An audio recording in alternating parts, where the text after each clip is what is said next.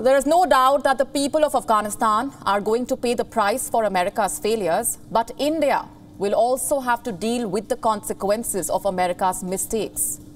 A Taliban-run Afghanistan will have a direct bearing on India's security. The question is, what are India's options at this point?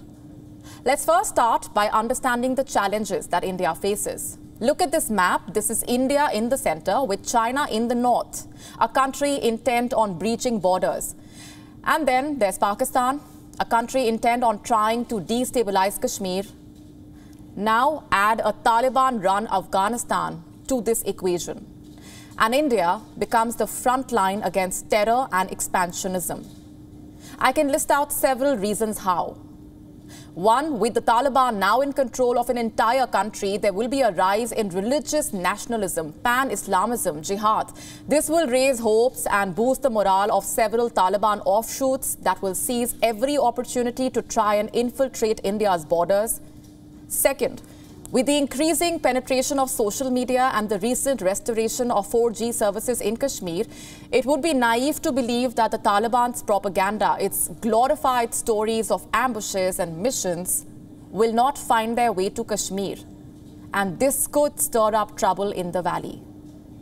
And following propaganda will be weapons. That's the third concern. The Taliban uses American-made sniper rifles and machine guns, handheld radars and camera-equipped drones.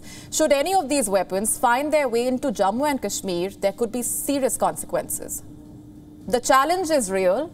The question is, what can India do?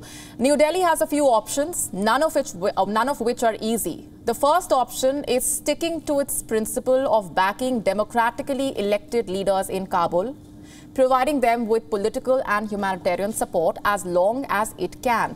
But doing so could invite the wrath of the Taliban, who as it is have targeted several Indian interests in Afghanistan and now have taken control of the country. Which brings us to the second option. India can go the extra mile and support the Afghan forces. This includes supplying them with ammunition and air power and helping them regain control from the Taliban. But involving itself militarily will make India a target of Pakistan proxies operating in Afghanistan. And India cannot afford to get sucked into the conflict militarily, that too alone. Which brings us to the third option, initiating a dialogue and engaging with the Taliban. This is slightly controversial and we doubt if it will be feasible either politically or morally. But the Taliban is a reality that is here to stay.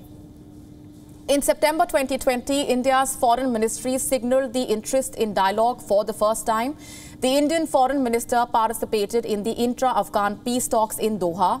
This year, there were reports that the Indian security officials have opened up channels of communication with some Taliban factions, but engaging with the Taliban is like dealing with fire, especially given the overall leverage Pakistan has over the Taliban.